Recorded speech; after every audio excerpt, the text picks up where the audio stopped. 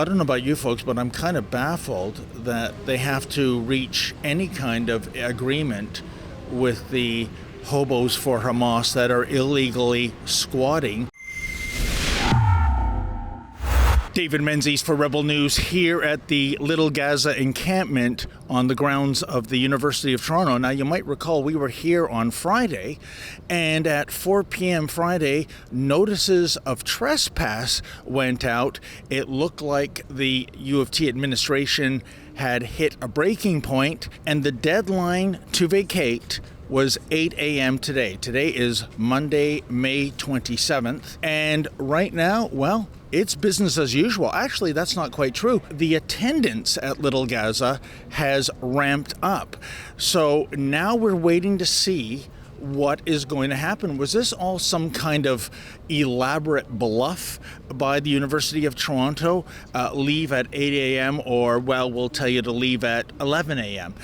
Or are they right now talking with the police? Now, we sent out 4 questions much earlier this morning to the U of T Media Relations Department, and here were my 4 queries. With less than a half hour to go before the 8 a.m. deadline for the squatters to vacate, it is abundantly clear they have no plans to do so.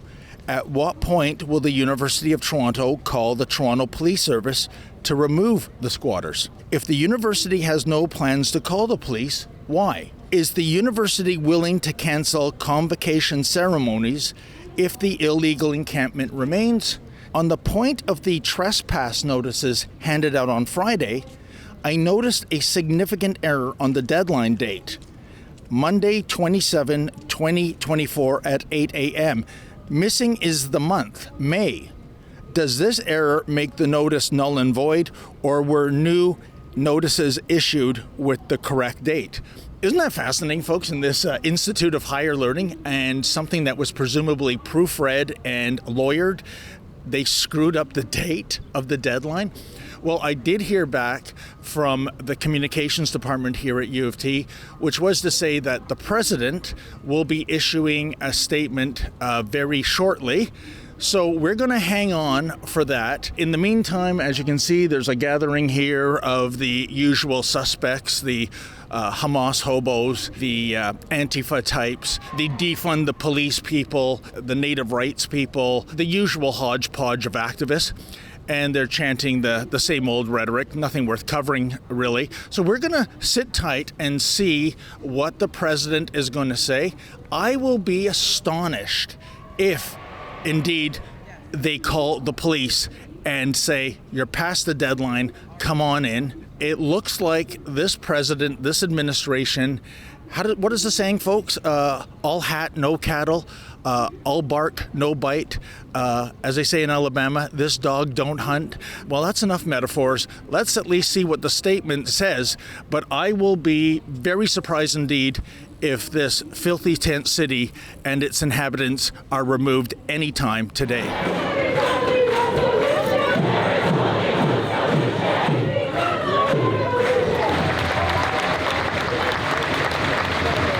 Well, folks, as we await word from University of Toronto Merrick Gertler what the next moves are going to be for the University of Toronto, we couldn't help but notice that the rank and file membership of the Hobos for Hamas have been beefed up today, I guess in anticipation of a police raid which clearly did not occur and will not occur today. And how do you like this for chutzpah? There are public sector unions here. We see the flags for OPSU. We see the flags for CUPE. And CUPE in particular, that is really an odious thing, I think. For starters, their president, Fred Hahn, back on October 7th, yes, on October 7th, so the bodies of those Israelis that died in that massacre weren't even cold yet. He tweeted the following: Palestine is rising, long live the resistance. And then the next day, he praised the power of resistance. Absolutely despicable. I can tell you this, 80 Jewish members, that is, of CUPE have filed a grievance. They say that working in that public sector union is a toxic thing these days. And if Fred Hahn had the courage to come on camera, I think the question I would ask him is this. He is openly gay. That's right. Fred Hahn is a homosexual. He's open about it. How would he be treated in Gaza if he came out of the closet there? Meanwhile, in Israel, the only nation in the world where there are 2 pride parades every year. Yes, folks, more evidence that the world is completely upside down right now.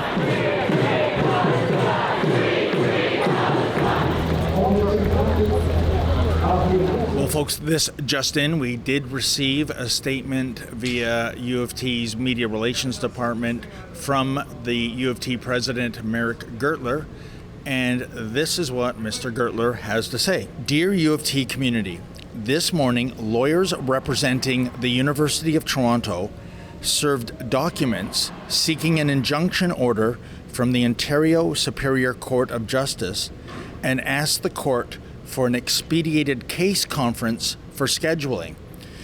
In addition to pursuing this legal avenue to return King's College Circle to the university community, we continue to engage in discussions with students representing those in the encampment. We held a long and productive meeting yesterday, and the meeting again today. We remain hopeful that we can reach an agreement and bring the unauthorized encampment to an end. Thank you for your patience. I will continue to keep you updated. Sincerely, Merrick Gertler, President. Well, I don't know about you folks, but I'm kind of baffled that they have to reach any kind of agreement with the hobos for Hamas that are illegally squatting on this campus.